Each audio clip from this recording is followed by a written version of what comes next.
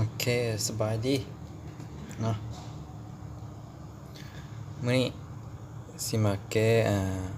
ขอโจทย์นี่แปลงนิดนึงก่อนข้อนี้แม่นได้มาจากน้องนักเรียนผู้หนึงนะก็จะส่งมาว่าไอ้ข้อนี้สิแก้แนวใดเนาะแต่ละอาสิบอกเนาะสำหรับมาติดทุกข้อก่อนเราสิแก้เขาต้องรู้ว่าต้องแก้แนวใดเนาะแล้วก็เขาต้องลองคำนวณนิดนึงก่อนเนาะแต่สำหรับข้อนี้อันนี้นำมาแก้แนวนี้เนาะก็คือเฮาฮู้ว่าเนาะเฮาฮู้ว่า a n บวก1แม่นบ่เท่ากับ a n คูณด้วย a ซึ่งว่า n ตัวนี้เท่ากับ1 2 3ไปเนาะสูตรตัวนี้จื้อเนาะโอเคเนาะฉะนั้นเนาะเฮามีถ้าว่า a กำลังสองเท่ากับตัวนี้ n เท่า1แม่นบ่แทนไป1 1 1 4 4 4 2 2ตัวนี้1 1 1ลบ4ลบ4ลบ4 2 2 2นี่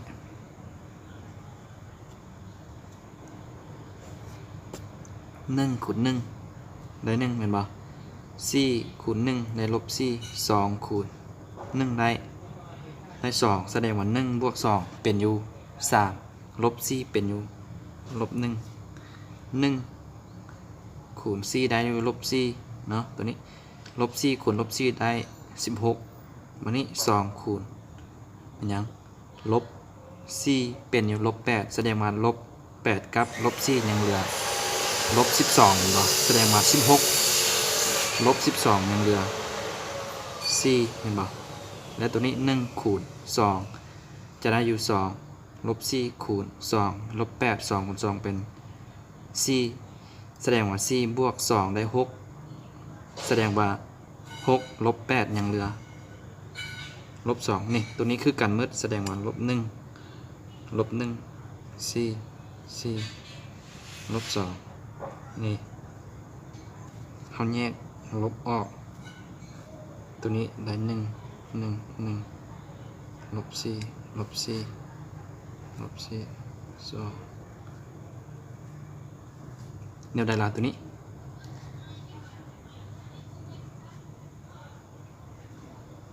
เท่ามันยังล่ะเท่า a นี่ตัวนี้เท่า a นี่ตัวนี้ a เท่า3เลยนี่เท่า2 a กำลัง2หรือว่า a กำลังมาติดข้องาน a กำลัง2นี่เท่ากับลบตัวนี้เห็นป่ะแสดงว่าเท่าลบตัวนี้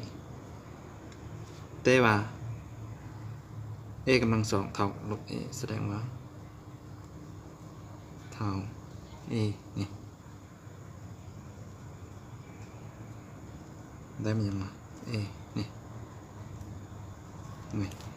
แสดงว่า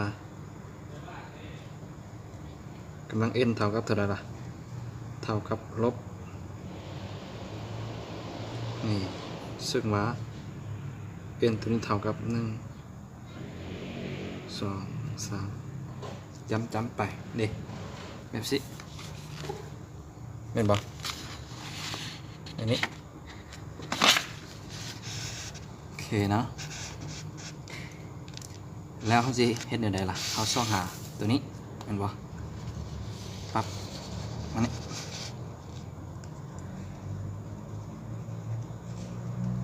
เพราะฉะนั้น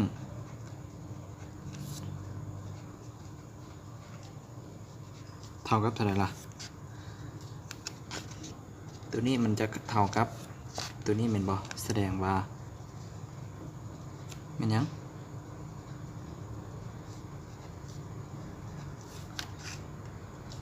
ตัวนี้ออกเป็นยัง201 1กำลัง201เป็นจำนวนคลิกแม่นบ่ออกลบ a เท่า0นี่ดังนั้นเท่ากับเท่าไหร่ล่ะอันติด0